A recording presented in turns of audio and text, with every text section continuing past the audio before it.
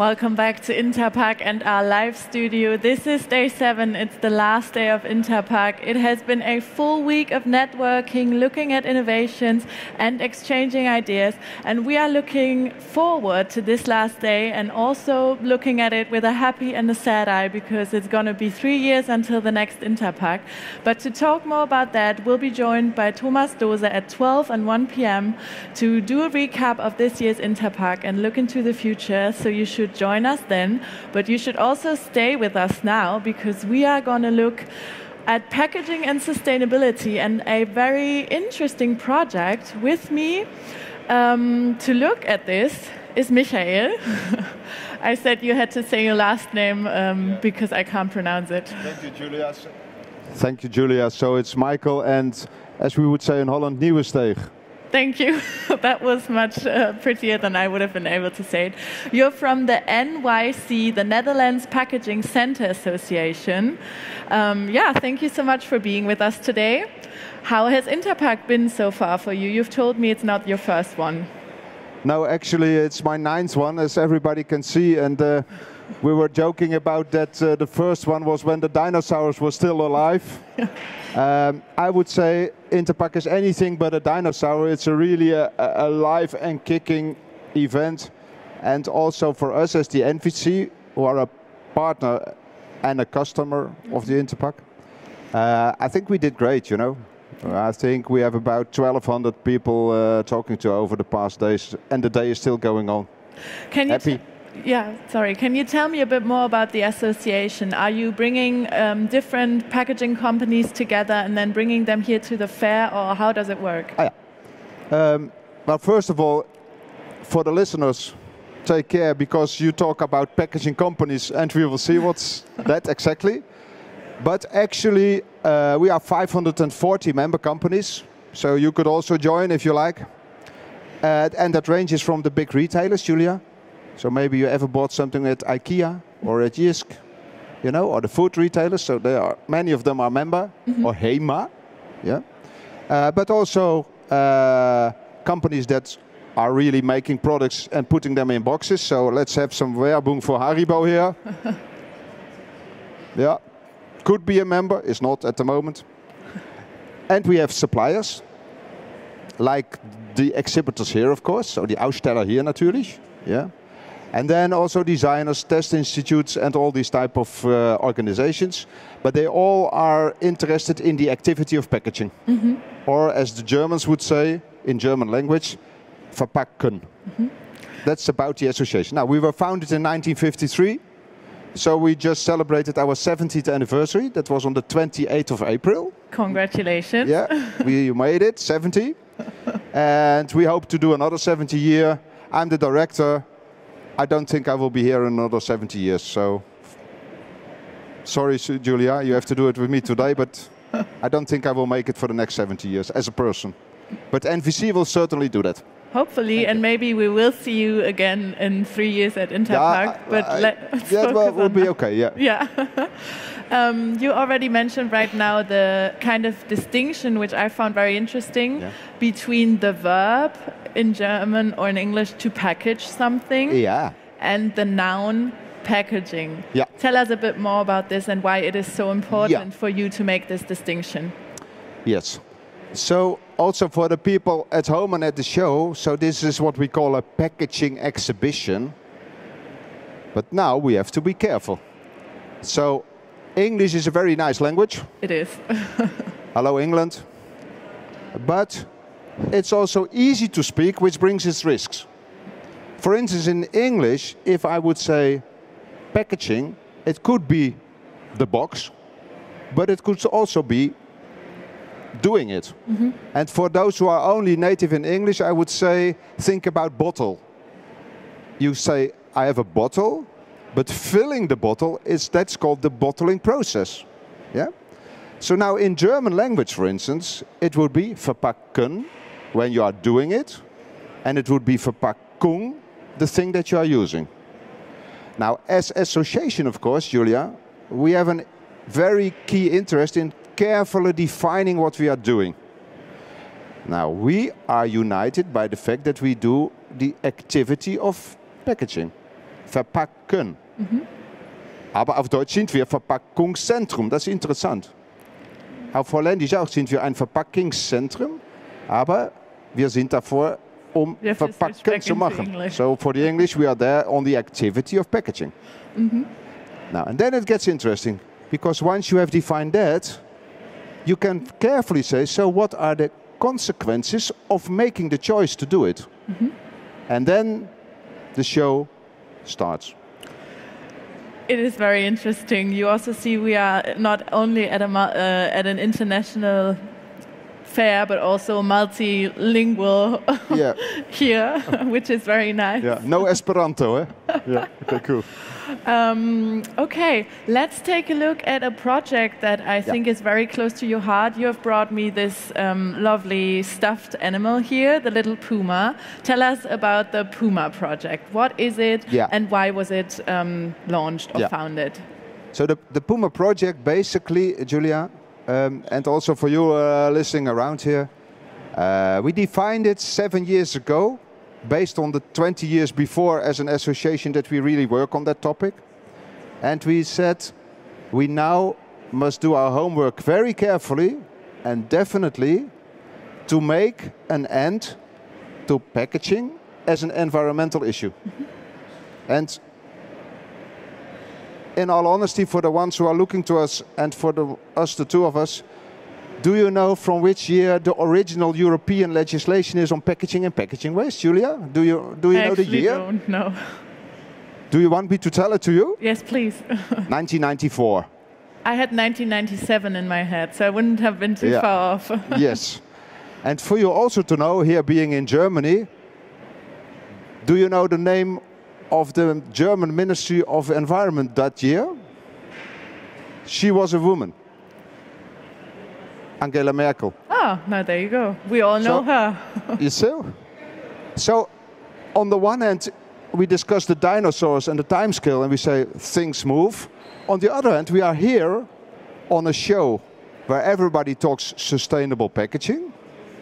But the first legislation and the first moves in Europe to get it solved is nearly 30 years old. And I think that's not good. Do you think we have achieved a lot since then? No. Okay, why not? Tell us why. We have achieved a lot, but at the same time, we have gone into directions where it sometimes seems as if the problems have even grown. So let me be very blunt at this last day of the INTERPACK, and we are part of this business, and we are the heart of the business.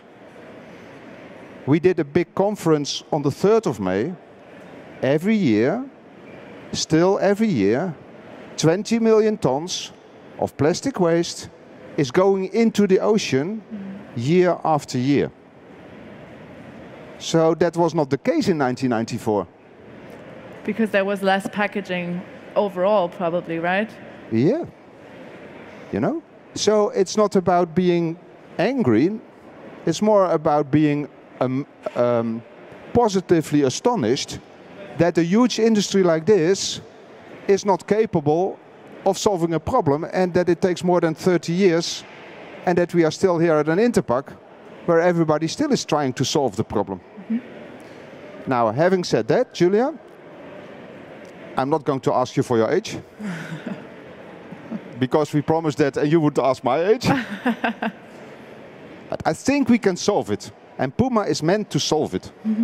And PUMA is positive in the way that we say, so we have to do our homework better. So we have to carefully say, what wording are we using? When do we use the word packaging? What do we really mean with it? What are the implications when you start to use it? Maybe we have 1 minute to sort of describe that later, you know? What is recycling? I was going to ask whether you only look at like kind of the end of life, look at packaging waste and what to do with that, or is it also that PUMA already looks at the beginning, how to design packaging, how to package things so that not as much waste comes out? There goes my heart for you.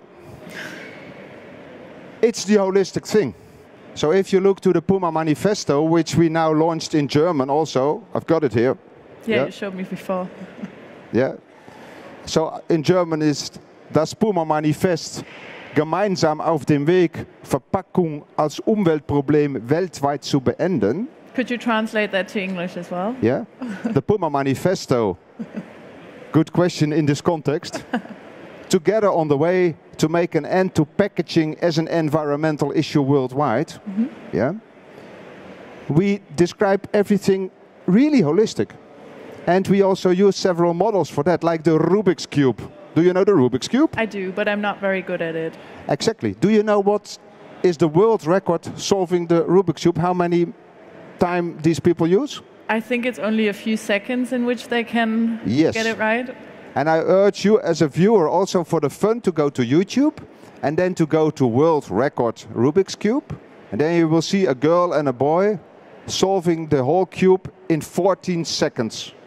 It's quite fast. Now what's happening? If you see that film, Julia, the first 10 seconds they spent in analyzing the cube. It goes like this. And then suddenly, I cannot do it with my microphone, and then it's suddenly done. So it's the same with packaging. Once you have described it carefully, what we do in the PUMA project, and together with now nearly 1,000 companies involved, nearly 1,000, it's a sort of a Rubik's Cube. You know when you turn on one side, something turns on the back side. So when you design something in the front end, something may change in the collection. When something changes in the collection, it may change something in the back end converting. Yeah? But if you carefully analyze the problem, we must be able to solve it. And last but not least, we defined environmental problems as problems that are caused by mankind. So per definition, the problems we cause, we must be able to solve. So for you, Julia, the dinosaurs were killed by a meteorite, you know? Yes. I mean, that's a natural disaster. That's not an environmental problem. Yeah? So the answer is, yes, we created the project to finally get away, to make an end to the packaging, Verpackung, wherever it shows as an environmental problem, as an Umweltproblem. Yeah? And we will solve it. Very good. And you will be helping with that. And you are doing it now. Yes, definitely. I guess giving this platform is always a good idea to put these issues and ideas also to the front. So tell me, how important is a fair like the INTERPACK for you, the association, but also the project, huge, to get into contact with everyone? It's huge. I would say many thanks also to Thomas Doze and the whole team, because you have managed to get everybody together here. 3 years ago, Corona. You know? It's been a long break. We've been here, you know? I've been in these years also here before, and it was empty. It was desolated. Now we have got the chance, and Thomas Doze and the team, and TV Live and Packaging Journal, Werbung. Packaging Journal, Werbung, has done it. But now we must use it to make it into a better world. So I hope that the INTERPACK 2026 really has benefited from the PUMA project, that everybody sees this Sendung. I don't even know the English word of Sendung. This sector? No, the way we send it, this program. Now and maybe later on the internet, okay, gets back to either you, Packaging Journal, or us from the NVC, and that we really make the move. And concluding that very seriously, and we need also in this project proper information, like Packaging Journal is doing, proper cooperation, like a lot of people intend to do, you know, step a little bit over your own shoulder, over your own shadow, and just talk to the other woman or man in the industry, and use the PUMA Manifesto as a guideline. We have it now in 10 languages. It was introduced in Korea in April. It was in China, Japanese, French, Spanish, Portuguese, Dutch, Italian, German. Yes. And we are now going for Arabic and Hindi. I'm impressed that you know literally all the languages that your manifesto is in. As my wife would say, you speak them, but you don't understand them. But she says that also for Dutch, you know. Well, I don't speak the languages, you know. But as we are a huge association, in all honesty, Julia, like, let's say, the Korean edition, so we very carefully look to the membership. There are 540 members companies that are all multinational, German, Italian, Korean, whatever. And then we check in our database who might be interested being native Korean speaking and English and capable in packaging and capable of sticking a hand out and shaking hands with other colleagues. And then you need 4 or 5 people and then you do it, you know. And then it takes a year. Lovely. You have just mentioned the next INTERPACK in 3 years, 2026. If we look now at what could change until then, does PUMA have any like concrete steps or ideas and that companies can do to solve this environmental packaging issue? Yeah. So the first one I already mentioned. Read Packaging Journal, read any serious trade magazine in packaging. By the way, we did not like brief him on doing advertisements for us. I think I should say that. Yeah. So now give me my money, no? But seriously, it's key that we share reliable information. As NVC and in the PUMA Project, there's a whole department, information department, where we share for free all the publications, the scientific research, but also the data that are maybe not so nice to know, you know? Like the 20 million tons of plastics in the ocean. Sometimes that's the very important information that you need, though, to always go into the right direction. So first thing is also listen and read the things that are not so obviously for you to read immediately. Second thing is we do every year a meeting. The next meeting will be on the 14th of March 2024. We do that live hybrid. So actually we have the whole of the world there because we have the like this, but then interactive with the participants. And now to the different topics. One key topic is information. As we just explained, I will try to explain if you allow me together, you know. So Julia and I were making this little joke about this Haribo thing. But after the Packaging Journal team has eaten all the candies, what remains is the empty box. Where is that box? You know, Julia? It's no longer at Haribo's. Exactly, exactly. So we need to implement the right coding and identification to be able to trace where everything has gone. The current world is totally centered up to the point of sale. From a PUMA perspective, that's not acceptable anymore. Yeah? The whole industry over the past 30 years has been optimizing everything up to the moment that Rewe or Aldi, if you're listening, or Lidl, or Walmart, or Tesco, have sold it. And then it's bye-bye, goodbye, enjoy. That's a first thing we need to know. We have to get the information in. Let's say a barcode that you are wearing already, or a QR code, even better. Yeah? That's the outfit for tomorrow. Yeah. Second thing is, carefully look at collection, control and back-end processing. The word recycling, Julia, is not in the PUMA manifesto. Okay. It's not. You know why? I am looking forward to know, because I don't. Nobody really understands what it is. Oh, really? Is it a collection? Is it material recycling? Is it recycling into a new packaging material? Is it recycling in new textiles? Okay, so you would like to have the definitions much more clearer of certain words. Exactly. And when you look the PUMA manifesto, we did it in the conference, it worked well. So you have the collect control step. Yeah? And then you have back-end converting. A back-end could be back-end converting back to a material, could be back into energy, could be back into compost. You might even say, theoretically, you know, I mean, conceptually, back-end to landfill. Not that you want to do it, but we have to describe it carefully. Yeah. And then within back-end to material processing, of course we would say, to what type of material? Would that be a front-end material, again, for a new Haribo box? Or would that be a front-end material for a pallet? Or would it be a front-end material for a new desk? You know? So we have to clarify the collect, control and the back-end processes in our industry.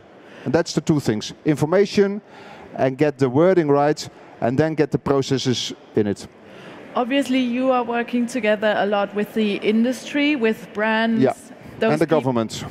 Yeah, those people who produce the materials, the machines, etc. Yeah. And I was just thinking, do you think it is also necessary for consumers to have this like more divided clarification on words? Cool. Like recycling, because I was just thinking maybe for consumers it would be very, or even more confusing if you were to make that distinction in recycling, for example. Yeah, that's really a fantastic question, and I think we are then through to our time. Yeah, that's a really good question. We have 1 minute left, 2 minutes? You can just answer, that's all good. Not too long, not 5 minutes.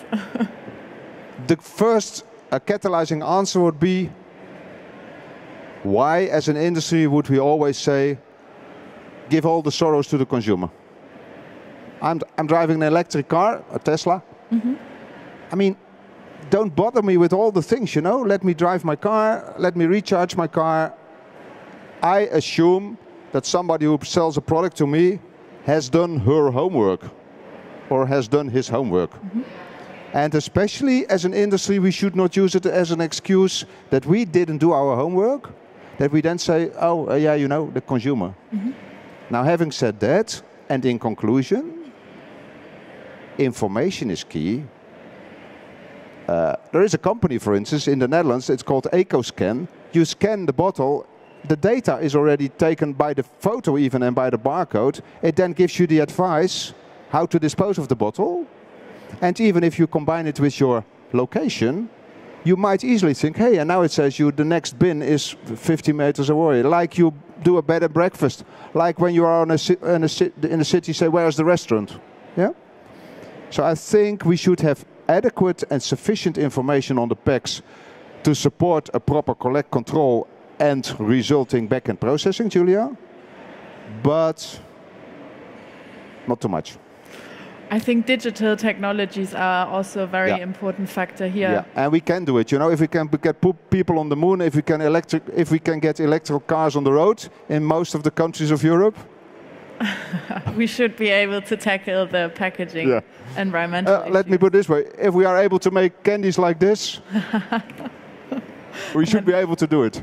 I think we will be. The question is just when. Michael, thank you so much for stopping by and talking to us and giving us this very interesting view, because it was very different from talks we've had so far on sustainability, really making this distinction. I've heard all your other stories, the whole jury. You know, the only thing I was doing was watching packaging. Have you really watched all of them? Oh, my nose is growing now. Well, you can rewatch them, of course. Exactly. Online. And on Netflix, I presume. Oh, maybe. They haven't contacted us yet, but it is definitely something they should look into. Yeah, sure. If you have missed any of our videos, you can rewatch them at interpack.de or packagingjournal.de. Michael, thank you so much. I hope everything goes well with the association and that we will be able to tackle all of these issues. Thank you, Julia. I hope you have a wonderful last day at INTERPACK and maybe see you again in 3 years. Thank you.